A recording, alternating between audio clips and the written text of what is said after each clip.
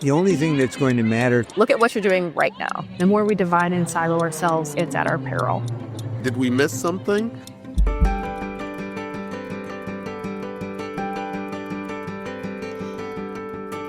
Hi, friend, and welcome to the Mission Forward podcast. I'm Carrie Fox, your host and CEO of Mission Partners, a social impact communications firm and certified B Corporation. And if you are new to listening, I'm really glad you're here today, because this is a conversation that you asked for. And by you, I mean many of you.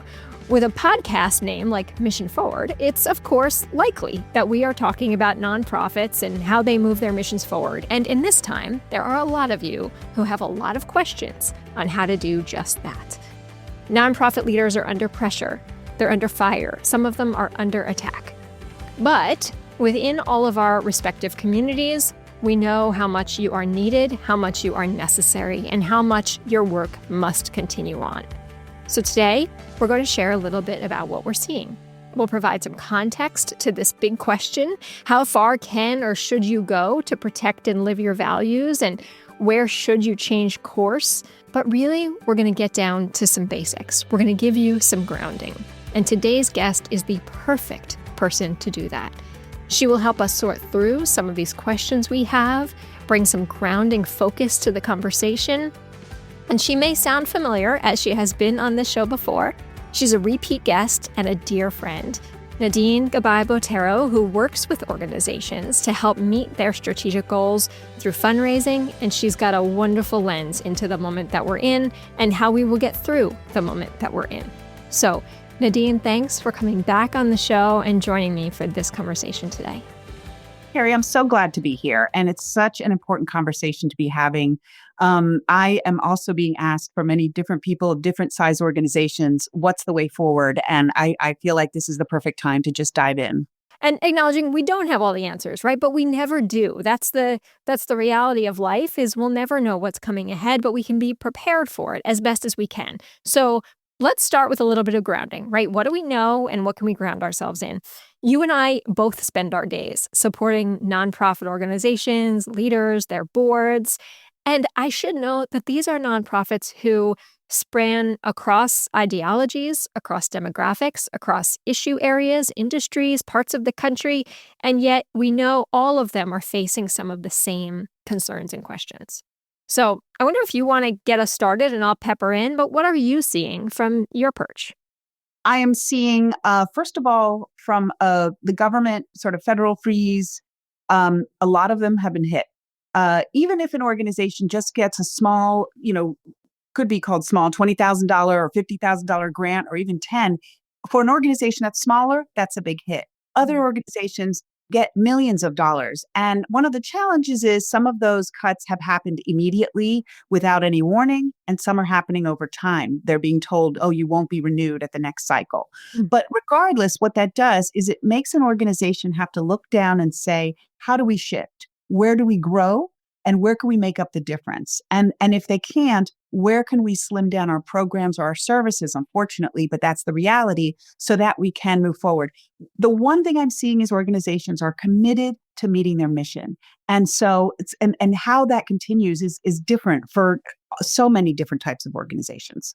I appreciate that you went there, that they are committed to meeting their mission. I was speaking with someone yesterday who's in San Jose, California, and she's presenting a plan to the mayor next week to continue on with some of their work that is tied to welcoming immigrants in that community.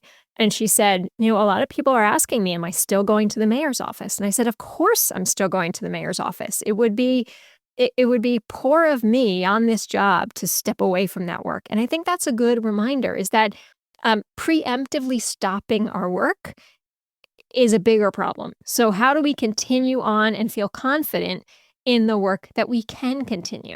That's right. And I will say, I think what you brought up, the question of sort of how do I tell what I'm doing, is one that I get asked. Sometimes nonprofits are so used to feeling like they have to have everything perfect. And they want to tell their donors, look at how I'm doing so well, because the thinking being that, well, that means that the funding will continue because they see that they're checking all their boxes. What happens when things are not going well? And I'm seeing a couple of, different ways. One is okay, we're going to be transparent. This is what's happening. And the other is, don't reach out. Don't talk to them until we've got a plan, until we've got things buttoned up. And I can't stress enough how the former, the being transparent is the better way to go. If you can, hopefully organizations and boards and staff members, senior leaders are comfortable there. You've got to get there because that's the only way that you keep your donors with you.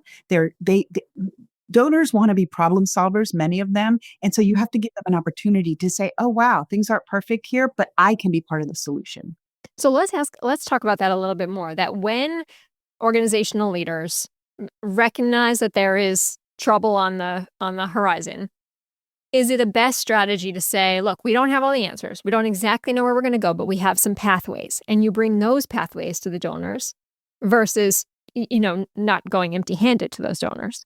Yeah. And frankly, keep in mind, it's not just the organization that may be in a tumultuous place. Your donors may also be a little bit challenged.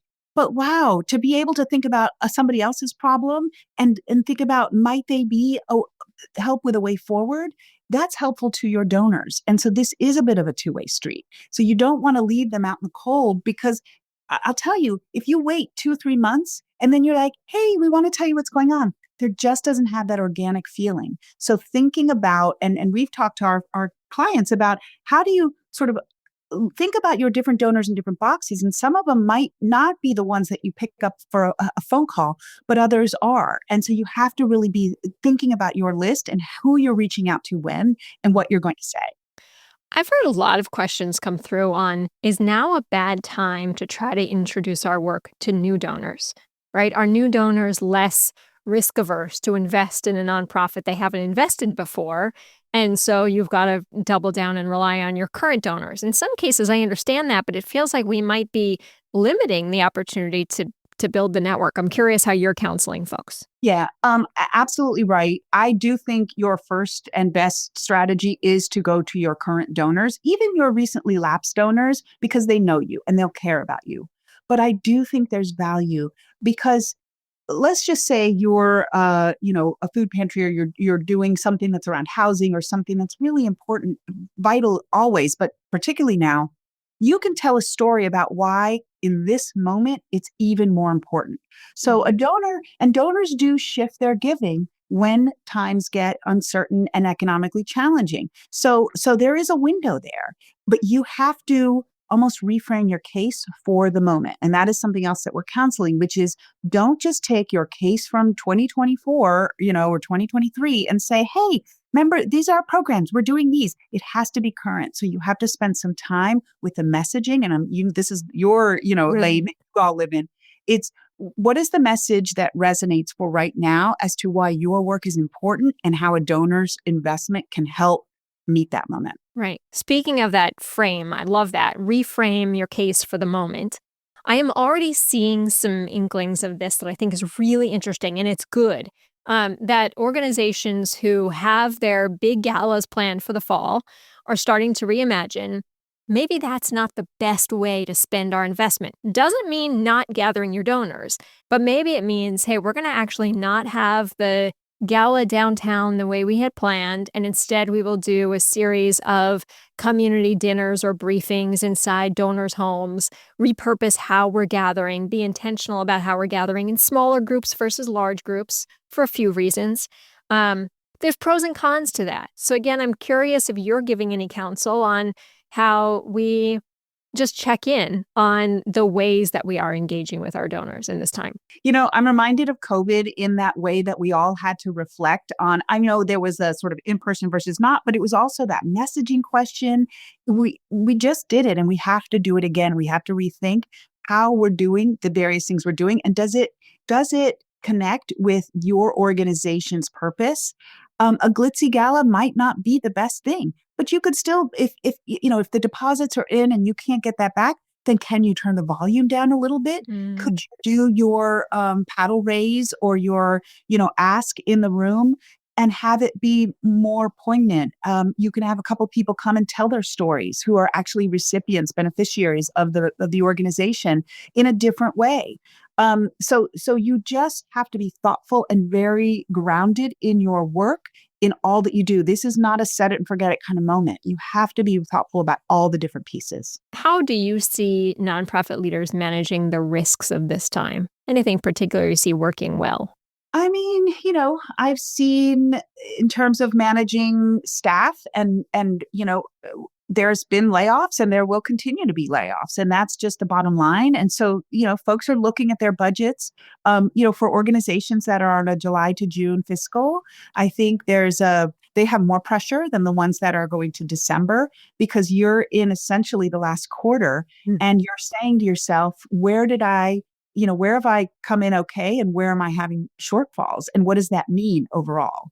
I am seeing it. We do some staffing and some hiring, and we're helping a few organizations hire either development directors or chief development officers. And you know what? It's an interesting time for hiring because these roles are more important than ever. If you're a senior fundraiser and you have the chops and you know how to do your work, I mean, without public funding, where is the money going to come from? But you have to be smart. You have to be strategic in what you're suggesting for your organization. So there's a lot of shifts happening. And I think organizations are going to start looking throughout and saying, where is there any fat left? And, we've been through a lot where organizations don't have a lot of fat. And that's where my biggest concern is, our program's going to start getting cut. And then what happens? And that's where it's unclear, where there may be, if you look historically, if you look back to 2008 and 2009, there were drops in giving. According to Giving USA, I think it was 6% and 7%. In 2008, a drop, and again in 2009. But what happened? A lot of the major donors didn't lower their giving. They actually stayed with the organization. Foundations also finally found their footing, and I'm hopeful that they will again. We've seen, I don't know if you've heard of MacArthur Foundation recently came out with their set it at 6%. So instead of 5%, they're committed to giving 6% of their investment. That's the kind of thing we want to see. We're not seeing it in bold ways, but foundations are always a little more slower to the gate, although hopefully they'll come through. Well, I'll note a couple things. As we are recording this, there was something that was just released yesterday that I think is a good sign of maybe more to come, called the Solidarity Pledge of some foundation executives who announced in Nonprofit Quarterly, and it's through Council on Foundations, of foundations who are coming together and banding together to make sure that they continue to invest in the critical work of now. So that is happening, and I think we'll continue to see some good movement around that Solidarity Pledge.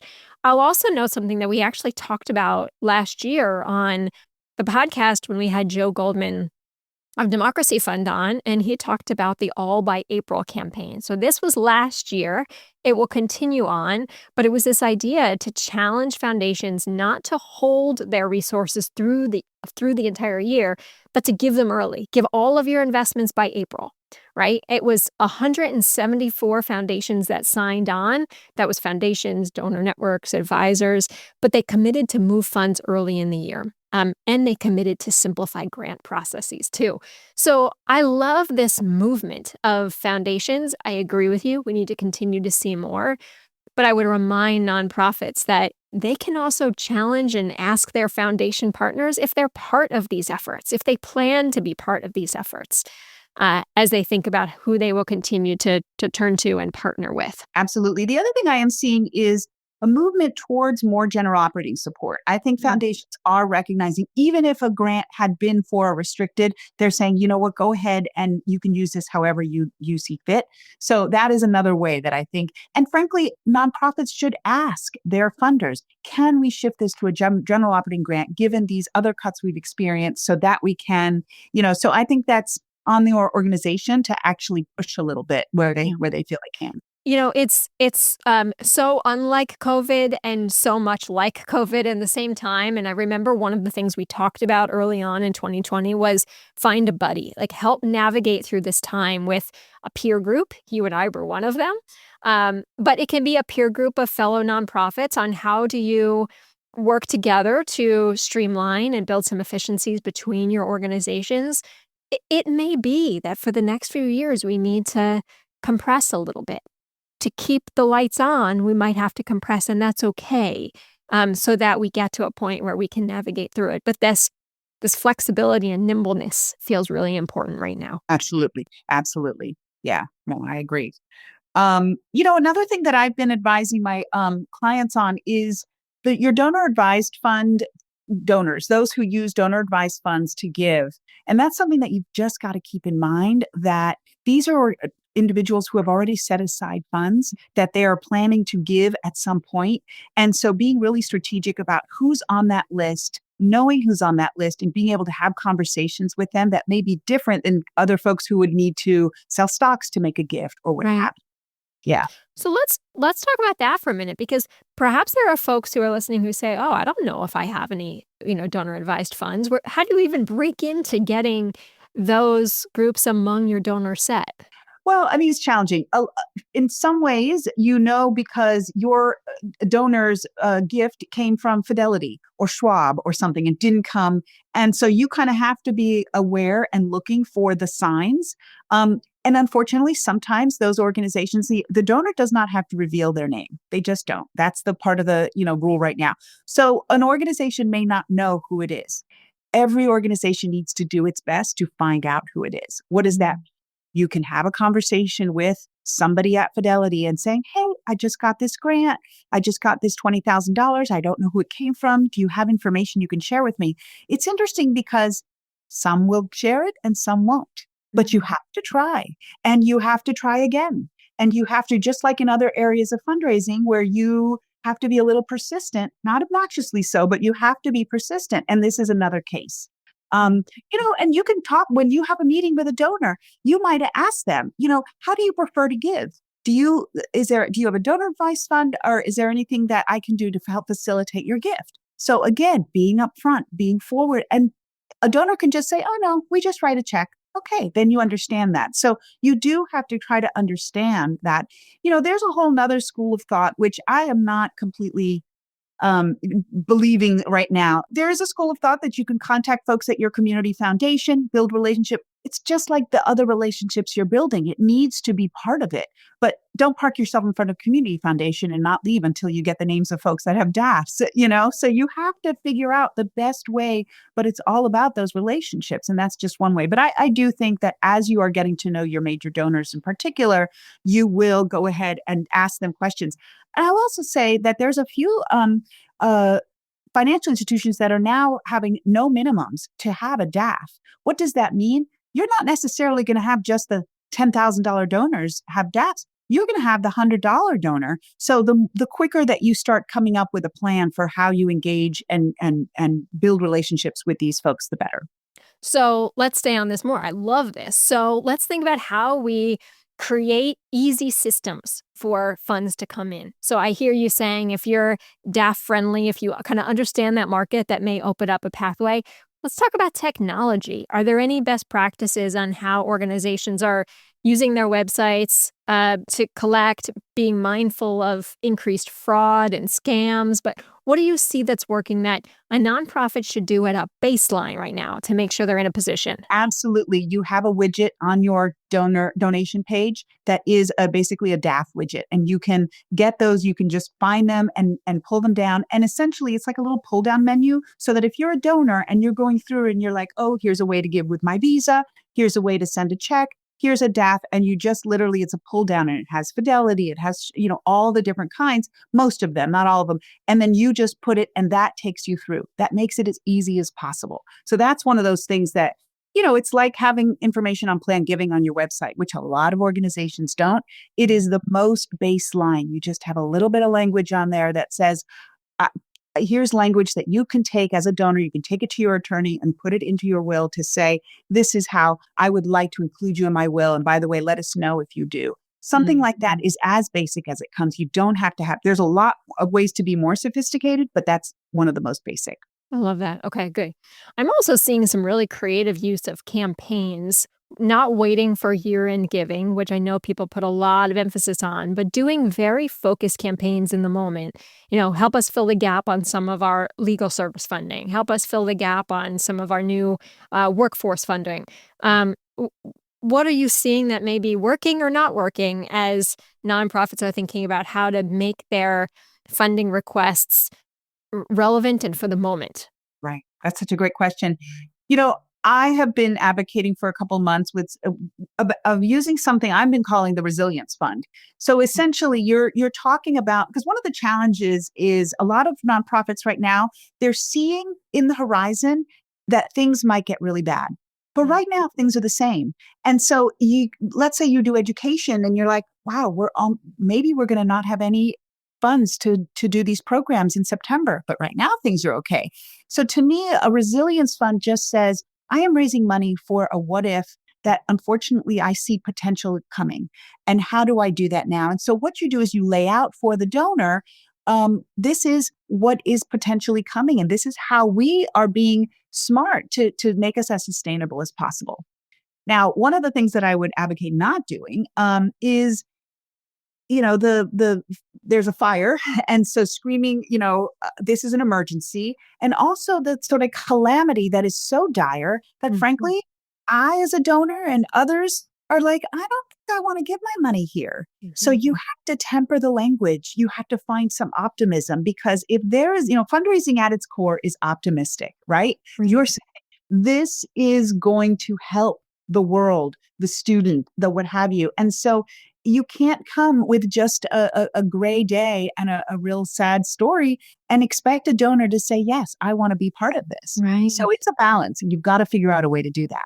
I appreciate that so much. We were actually just commenting internally, there's an organization that I love, and I have never seen a fundraising email from them before. And on the same day, my colleague and I commented that we had both received one from the foundation or from the nonprofit executive that said, it said, I've never asked you before, but I'm asking you today to keep my work moving. And independently, we both gave to that organization because it was so authentic.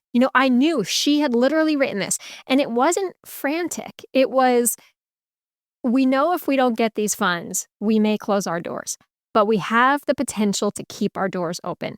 We have the potential to keep this work moving forward. And we're asking our community to show us their support. And it was really lovely, but it wasn't overdone. It was just a note from her to me is what it felt like. Yeah. Yeah. I love that. And I almost want to ask you for a copy of it, because there's nothing better than a solid, Happy to send it to you. well written letter. My question to her would be, what's next? Because I think of these kind of appeals as part of a conversation. In a conversation, I say something, you say something, and we go back and forth. And so my hope is that this organization, even if, you've given, and they might not ask you again, but I hope you hear from her in a few weeks. And I hope you hear from her again in the summer. And then maybe she does ask you again for something slightly different or something, and so this is what I think a lot of organizations, they just feel this sense of, I don't know if it's shame or discomfort with putting that out there. But I always said that let the donor say no, let them have the opportunity to give. But you have to figure out how to ask and then have that conversation with them. Yes. And there is already so much of the sky is falling and my hair is on fire feeling. We don't want to be the leaders that make people feel that even more. So be mindful of the types of language we're using and how frantic those calls for support sound. Absolutely. And frankly, you can't, the sky is falling is a real, parable, because if you keep doing that, the folks are going to turn it off. They're going to say, well, they were doing that last year and they're still around. So how truthful are they? Right. Let's go back to your resilience fund, which I love this idea. Do you see nonprofits literally setting up a set aside fund? What's the vehicle they are using? I don't. And I think this is a tricky way, but to me, this is still general operating. But it is, in a way, it's saying it's a little bit like, this is a bit of a rainy day because we think the rain is coming. So I don't see it as a separate fund, an account that just sits there and but it's saying, help us. And often I have seen actually, give us your same annual fund, but would you double that with funds that we can put towards this resilience program that makes sure that we'll cover costs if we get cut, which we expect might happen. So it's about, because otherwise, how are an organization going to get ahead? How are they going to have a little bit more to put aside? I mean, this is sort of the story of our culture and our communities right now, right? how do you get ahead if everything you're using is just for the moment? And so this is a time where we say to donors across the board, not just your very wealthy, but those who maybe have a little more breathing room, think about what's happening and how important our nonprofits are in our communities and what happens if those things go away. Right. One by one by one. If you think about environment, education, because this is in our fabric, like in no other country, really. Mm-hmm, mm-hmm. The frame resilience is also a wonderful one. We talk quite a bit about crisis management. I prefer to talk about issues management, but then there's also resilience management and how we are preparing for what could come ahead, how we think level-headed about those situations versus believe they will happen, simply be ready if they happen. And I wrote something earlier this week and was actually referencing something from Harvard Business Review that talked about building resilience nerve centers inside your organization, which could literally be a working group of senior leaders who are actively monitoring what's happening around your industry, around your sector, some key news to understand, are we ready should things happen, and what will our response be, whether it's public or not. But framing it in resilience allows us to remember that we will get through this. Yeah. It's a point of strength versus, you're having to sort of pick yourself up off the ground in a way that you're not sure if you can do it, right? Right. Resilience, I think, is also an important phrase when we think about, again, we're recording this coming off of a few incredibly down, turbulent days in the market. And I have heard this question a few times on, do you think that will stop funders' ability to be able to give because the stock market is so down? As we know today, the stock market is up today from what it was yesterday. So I'm curious if you are seeing anything of donors who are becoming more hesitant to give because of the turbulence of the economy. They may. They absolutely may. And you have to know that. And also kind of double down on your engagement and relationship with them. Mm-hmm. One of the things we saw in 0809 is those organizations that really made the effort to keep their relationship with their individual donors in particular strong, no matter whether they were giving or not, rebounded more quickly. And so that's, it is impossible for it not to have an impact. Our hope is that, right now there's just, it's like we're in the middle of an earthquake, to be honest. And those aftershocks, we don't know quite if this is the earthquake or the aftershock. However, what we're seeing is movement and folks are kind of trying to grab onto something. So in that meantime, you're not necessarily also doing these other things. You're just trying to grab on. Right. And so, and I was actually leading a capital campaign in 0809, and we paused all asks for 6 months. And we were towards the end. We had just gotten a big challenge grant that would have gotten us to the end. But it was just the moment. That didn't mean we stopped meeting with donors. We kept building relationships, but there had to be a pause. So I think folks have to understand that the climate and the environment is a factor, but it's not everything. And so you can't just freeze in the moment. You've got to keep moving and building understand. You might, I had somebody ask me this yesterday. I was at a conference and they said, well, I think that this is really hurting my donors. So I'm thinking I'm not going to ask them. And I was like, well, you're making a lot of assumptions here. Have a conversation, understand where folks are. And then you can absolutely be conscious of whether or not this is a time to pause. But that's all part of that relationship building, even in a challenging time as much as in a good time. So we're coming to the end, and you've shared so many great grounding insights today, Nadine. I want to go back and just reinforce a few of them, right? So that if the folks who are listening, just remember a few things, what we want them to remember. So one that I'm hearing is keep your relationship strong. Keep the door open to those donors, including those lapsed donors, those current donors, and those prospective donors. Don't stop communicating. Don't stop engaging them. What's your number two?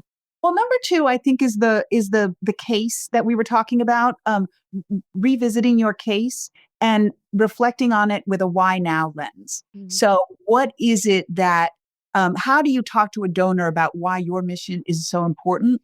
And that includes the potential risks that you're facing, but also the potential needs that that are the reason you exist. And so you can't just keep business as usual without doing that key step.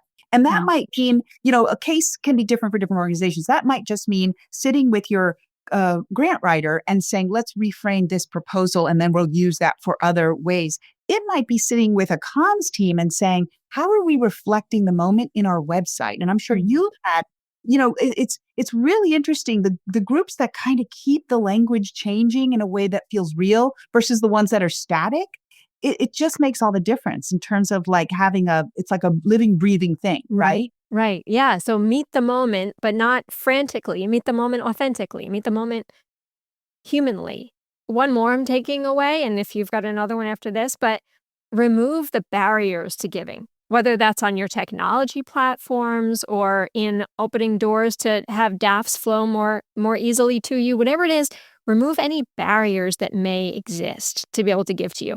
In some cases, that might even be in assessing your language, right? Because we don't want people to feel turned away from your work because maybe there are certain keywords you're using. So be mindful of how you are engaging and appealing to a wide net of donors to ensure you're not creating barriers to giving too. That's right. Yeah. And I think I would add sort of be creative with your asks. And that means give donors the latitude of making maybe a 2-year pledge. And then this year, the gift is smaller than next year. So you have to be comfortable with a little bit of creative giving so that it meets the donors where they are and whatever that might be. Right. Yeah. Speaking of, well, maybe we'll end here, but so you may know Mission Partners has a multi-year investment that we make in one nonprofit, and it's a agency-wide commitment. We work together to determine who the nonprofit will be and how we will support that nonprofit. We're coming to the end of our 3-year commitment to Generation Hope, and which is a wonderful DC-based nonprofit. We've been so thrilled to invest in them. We are getting ready to make our next, and it will once again be a 3-year investment because I just value so much that commitment to give in a consistent capacity. Because you want to see it build, right? Yes. Yeah. Yes. Yeah. Do you have a next organization, or is that we're in the process? We're in the process. So if folks are listening and they want to put their name in the ring, then drop me an email, and we're in the process of vetting organizations right now. I love that. Okay, I'm excited to learn about that. I'm sure you're going to send it out. And maybe that's our final note, is sometimes philanthropy comes from unexpected places, right? It's not always going to be the same set of foundations and the same set of donors. We see small businesses, we see companies, we see many hands coming together to form, little funds that they can use in this time. And that's a beautiful thing about community, is how community responds. So, hopefully folks have heard some things that are giving them some grounding and some positivity and some focus on how we navigate through difficult times. The sun will come up again tomorrow. Maybe a little tougher to advance these missions, but the missions can still be advanced. Absolutely. Great.